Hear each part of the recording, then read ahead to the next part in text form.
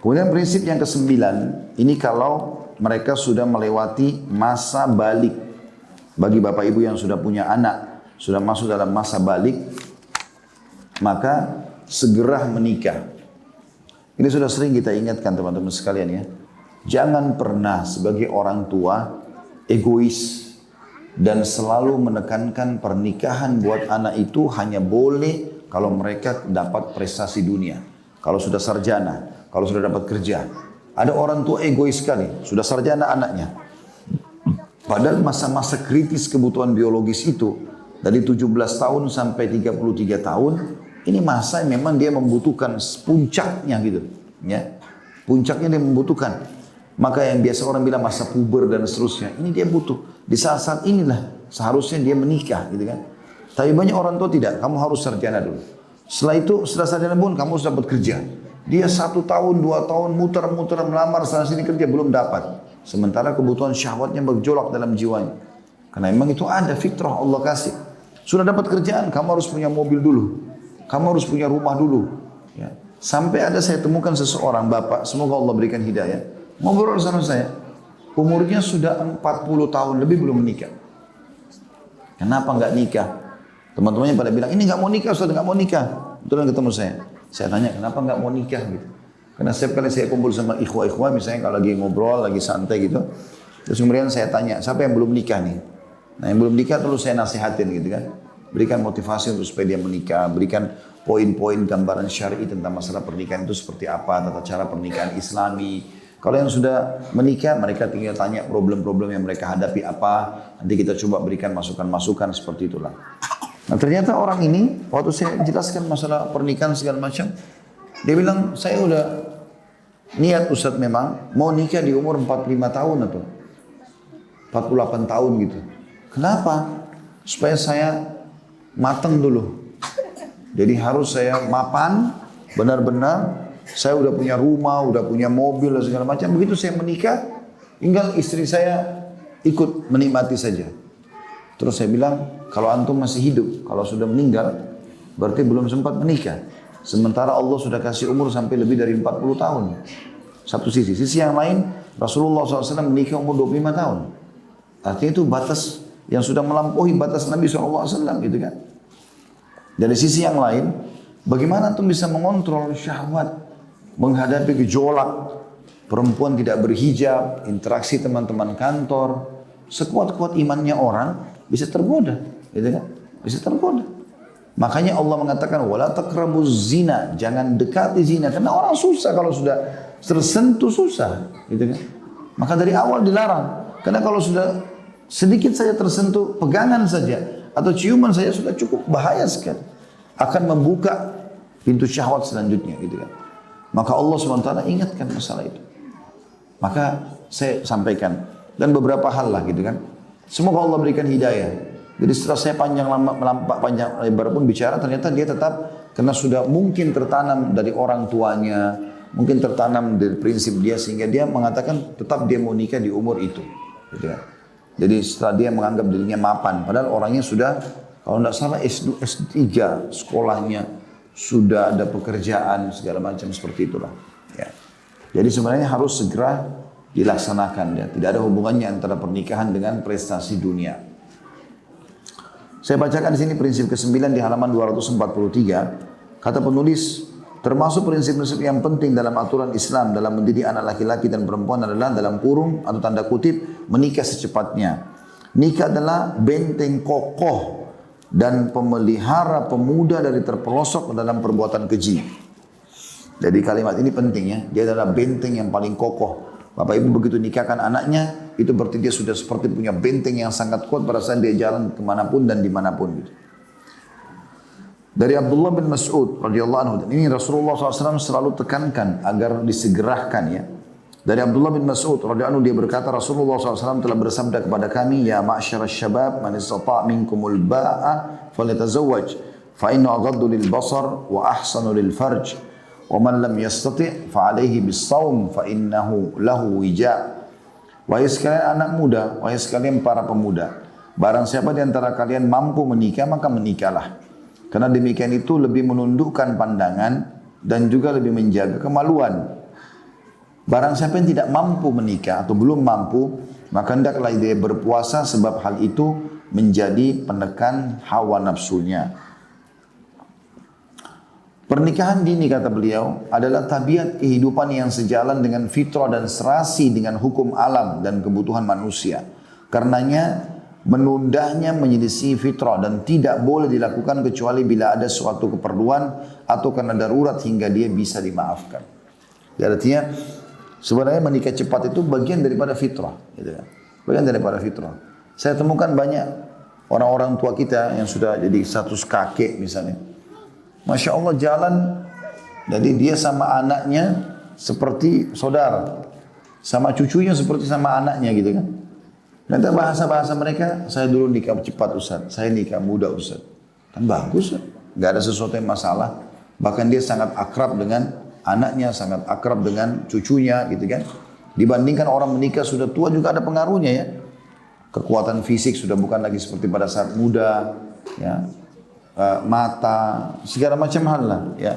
Mungkin sudah bukan lagi masanya kayak orang yang sudah jadi kakek, sudah lemas, umurnya sudah berumur atau umurnya sudah tua, kemudian dia baru punya anak, anaknya kecil mau bermain, berlari-lari, sudah nggak bisa dia gitu kan. Maka di masa-masa muda ini masa efektif untuk itu. Apalagi memang gejolak syahwat, gangguan syaitan di masa muda. Ya, di masa muda. Jadi orang melakukan perzinahan, pelanggaran ini di masa mudanya. Jadi kan bagaimana bisa dia selamatkan diri dari itu. Dalil-dalil syara' atau syariat telah menjelaskan masalah ini dan mengokohkannya. Di antaranya hadis ini.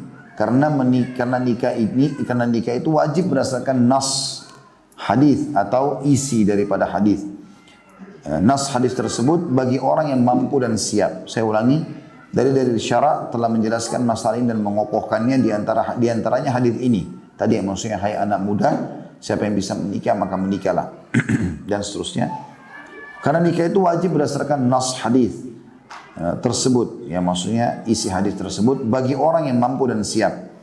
Dan sunnah-sunnah syariah ya sebenarnya adalah sunnah-sunnah fitrah karena memang ajaran Islam sesuai fitrah dan tidak berlawanan dengannya. Jadi saya sudah pernah jelaskan makna ba'a dulu panjang lebar ya. Khilaf di antara ulama, ada yang mengatakan ba'a itu kemampuan materi, ada yang mengatakan kemampuan fisik. Tapi pendapat yang paling kuat adalah kemampuan siap untuk menjadi suami. Jadi kata dia menikah, lalu kemudian dia membiayai istrinya mulai hari itu, dan dia punya kewajiban per hari. Kalau besok dia meninggal sudah gugur kewajibannya.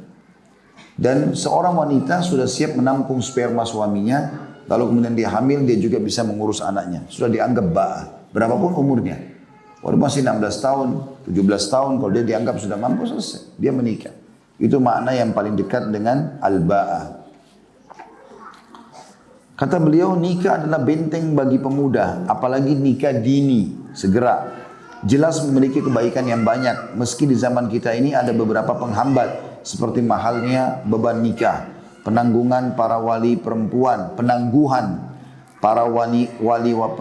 bila maharnya kecil, kesulitan tempat tinggal, naiknya harga-harga, dan banyaknya pengangguran, sehingga sulit mendapatkan pekerjaan yang sesuai yang bisa menghasilkan pendapatan yang pantas untuk menjaga keluarga dan menjaga penghidupannya dengan baik. Oleh karena itu, kami nasihati para orang tua agar mempermudah dan meringankan mahar-mahar putrinya, karena wanita yang paling sedikit maharnya adalah wanita yang paling banyak berkahnya. Sudah kita sudah sebutkan hadis itu ya.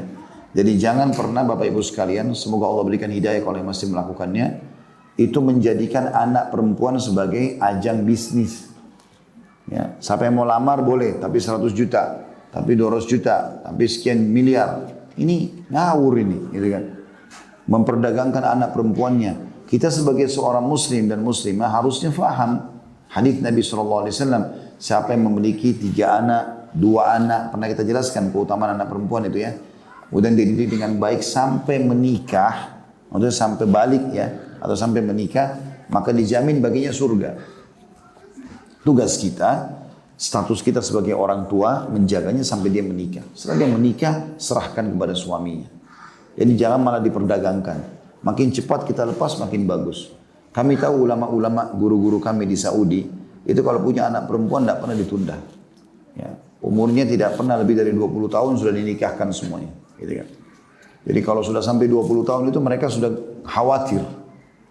Dianggap ini sudah lebih umurnya gitu kan. Dari masa baliknya, misalnya dia balik 14 tahun misalnya.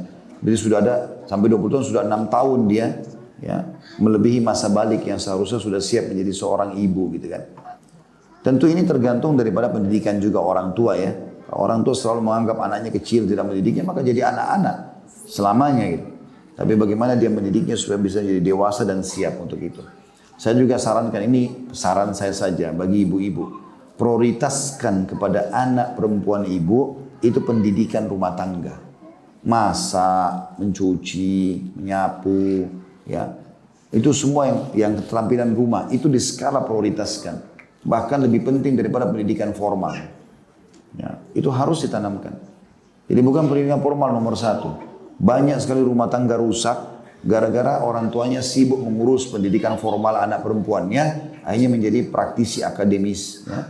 Kemudian yang terjadi adalah mereka sibuk dengan ijazahnya itu, mengajar sana, mengajar sini, tidak bisa masak. Banyak wanita jadi istri, masak nasi aja nggak bisa. Goreng telur nggak bisa. Ini aneh benar ini. Gitu kan? Yang merupakan tugas utama nggak tahu. Tapi yang bukan tugas utama sibuk mengajar di luar rumah itu jadi skala prioritas. Ini aneh betul. Kalau seseorang orang tua bisa menggabungkan keduanya, keterampilan rumah tangganya dengan memang kemahiran keterampilan di luar, tidak ada masalah. Gitu kan? Tapi jangan ditinggalkan ini. Akhirnya terpaksa membebankan suami hal-hal yang di luar kemampuannya mungkin. Bisa saja begitu. Akhirnya terpaksa harus pakai pembantu sekian banyak orang. Ya. Dan itu pun belum tentu juga pembantu sesuai yang diharapkan oleh suaminya dan seterusnya. Itu kan keliru ya. Maka ini harusnya diperhatikan baik-baik gitu kan. Ya, termasuk perawatan diri, termasuk segala macam. Ini masuk dalam hal yang harusnya di skala prioritaskan gitu. Ya, kalau anak laki-laki berbeda. Memang kita kena mengarahkan dia kepada dia harus bisa menafkahi keluarganya segala macam. Kita ajarkan metode-metode untuk hal-hal yang positif gitu ya. Saya melihat bagaimana dulu ayah saya berdagang. Maka dari kecil saya tertanam itu. Oh, orang ternyata harus dagang ya gitu. Saya waktu masih sekolah saja, masih kuliah di Madinah, itu saya sudah berpikir untuk bagaimana berdagang gitu. Ya, kadang-kadang saya pulang liburan waktu dari Madinah dulu, saya pergi ke Tanah Abang di sini, kemudian saya beli baju kaos sekian lusin gitu, saya sablonin juga harganya murah, label sekolah. Kemudian saya pulang ke kampus, saya jual kepada teman-teman dan mereka beli, dipakai olahraga, dipakai segala macam. Saya bukan menilai uang yang saya dapatkan karena tidak seberapa. Tetapi saya punya jiwa pada saat itu, oh ternyata wirausaha ini penting, bagus. Kita juga gembira kalau punya hasil sendiri. Itu tertanamkan sebagai seorang laki-laki. Alhamdulillah terbawa sampai sekarang. Saya tidak pernah berpikir untuk menggantungkan diri saya pada pendapatan ceramah misalnya. Bagi saya harus punya usaha. Dan saya coba kembangkan dan alhamdulillah berhasil, bukan tidak berhasil.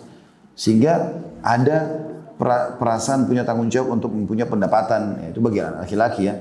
Bagi anak perempuan tidak, terbalik. Bagaimana dia bisa merawat keterampilan rumah tangganya, merawat dirinya dan segala macam, itu adalah hal yang skala prioritas ya. Skala prioritas. Kemudian dikatakan yang terpenting adalah orang yang baik agamanya. Maksudnya kalau Anda punya anak perempuan, tadi kan dikatakan saran penulis jangan sampai memahal-mahalkan mahar anak perempuan. Yang terpenting dari calon anak mantu adalah yang baik agamanya. Carilah dia. Kata dulu yang terpenting adalah orang yang baik agamanya. Carilah dia. Pilihlah dia sebagai menantumu. Karena dia akan menjagamu dan putrimu di atas agama. Karena menunda perkawinan terdapat bahaya yang akan menyusahkan. Masalah yang tiada henti. Dan terpelosok ke dalam sesuatu yang tidak terpuji akibatnya. Jadi karena hanya pikir harta segala macam, akhirnya anaknya pun pada saat jadi istri dihina. Ya, akhirnya terjadi ribut, cekcok segala macam dan segala macam hal lah. Banyak kasus rumah tangga terjadi ya. Ya, akhirnya ditemukan anak mantunya narkotika ya, dan segala macam hal. Karena saya tahu seseorang begitu. Ya, dia nikahkan anaknya dengan orang yang mampu. Awalnya berkedok baik gitu kan. Tapi karena itu yang disorotin, ternyata ketahuan orang ini ribut ya, dengan istrinya dan kebongkar dia adalah orang yang mengkonsumsi narkotika dan sudah susah untuk meninggalkan. Gitu kan. Pernikahan dini, kata beliau, memiliki banyak kebaikan dan keistimewaan. Di antaranya menjaga dan memelihara anak-anakmu.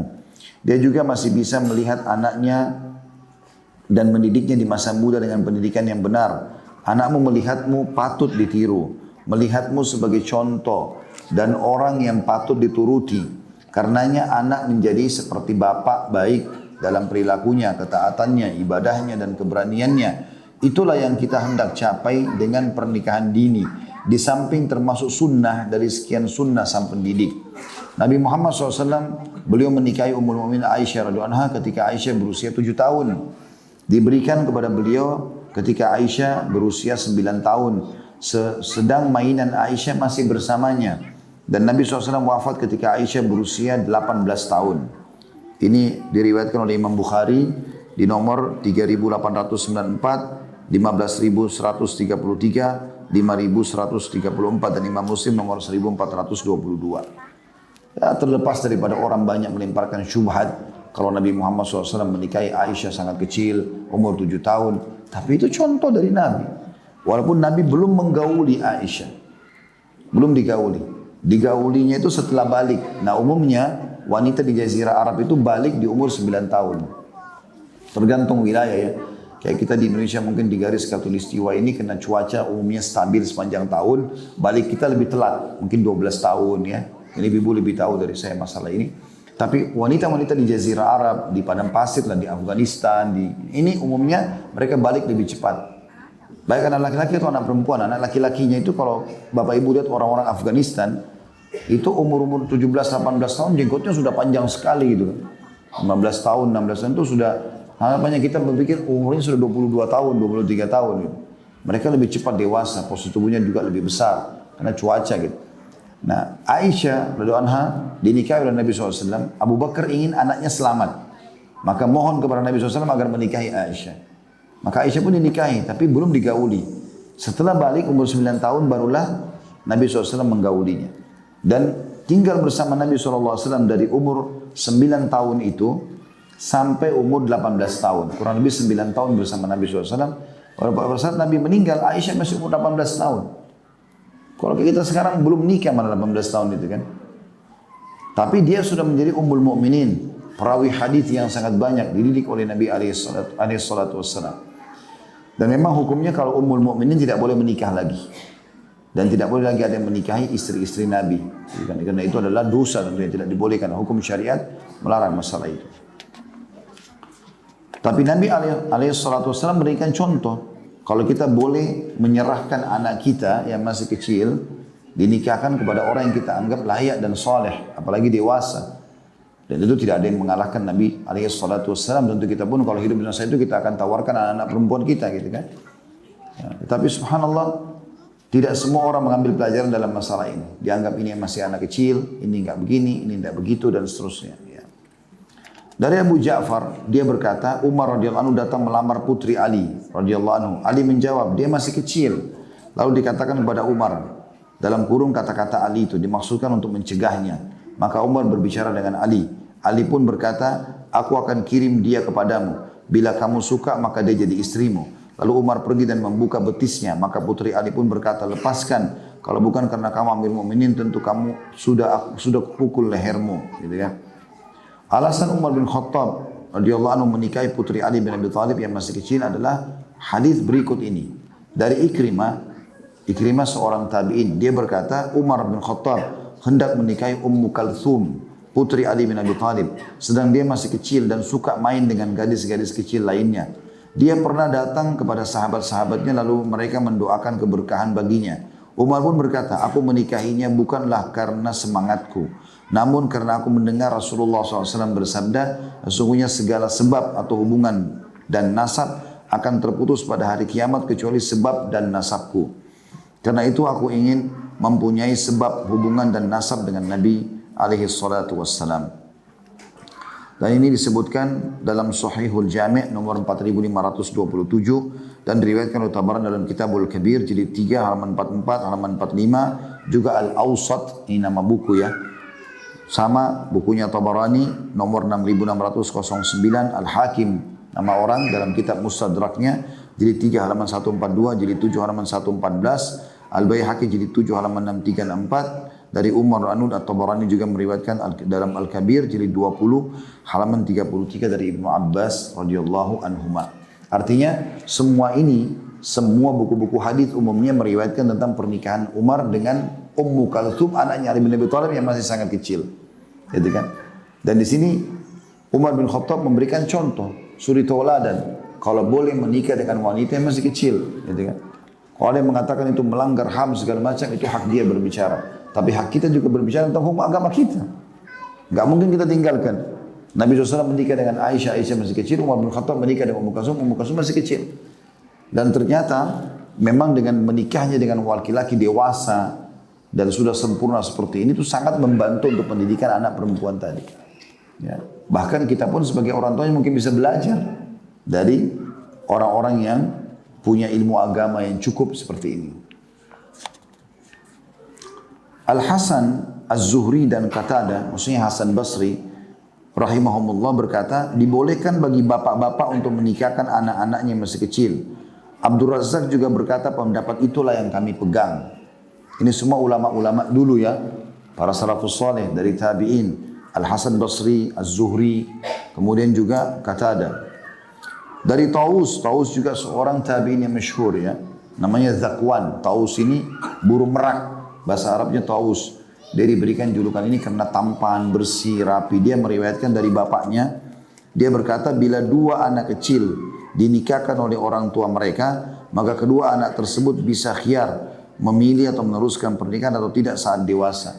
Jadi kalau misalnya kita sudah nikahkan anak kita, ini anak kita masih umur 9 tahun. Saya nikahkan misalnya. Tapi dia belum digauli oleh suaminya karena dia belum balik gitu kan. Biar tinggal di rumah, masih status istri. Nah kalau dia sudah balik, masih ada hukum syar'i, boleh khiyar. Khiyar itu dikatakan, ayah sudah nikahkan kau sama si fulan, mau lanjutin kau akan jadi istrinya, kalau tidak kamu boleh putuskan. Kalau anak itu mengatakan saya tidak mau, maka boleh diceraikan. Karena kan belum digauli. Tetapi dalam kondisi dia status sebagai istri, hukum syar'inya dibolehkan. Kita bicara hukum syar'i boleh atau tidak, seperti itu maksudnya. Dari Hisham bin Urwah dia berkata, bapakku menikahkan putranya ya, yang masih kecil. Ya. Yang satu berumur 5 tahun dan yang satu lagi 6 tahun. Lalu anaknya meninggal, maka istrinya mendapatkan warisan 40.000 dinar atau sekitar daripada itu. Ada footnote di situ ya, ada footnote nomor 119. Pentahqiq Habibur Rahman Al-Azhami berkata mungkin yang benar adalah bapakku menikahkan anak perempuannya masih kecil yang berusia 5 tahun sedangkan anak laki-laki yang lain baru berusia 6 tahun. Dari kitab Tarbiyah Al-Aulad fil Islam. Jadi maksudnya di sini adalah ada seseorang yaitu ya Urwa menikahkan anaknya di masa kecil. Dan ternyata meninggal di masa kecil itu. Sudah dinikahkan tapi belum kumpul, belum bergaul gitu ya. Masih sudah status suami istri tapi belum bergaul. Pada saat meninggal, karena anak ini punya warisan, ya, punya harta, maka diwariskanlah kepada istrinya.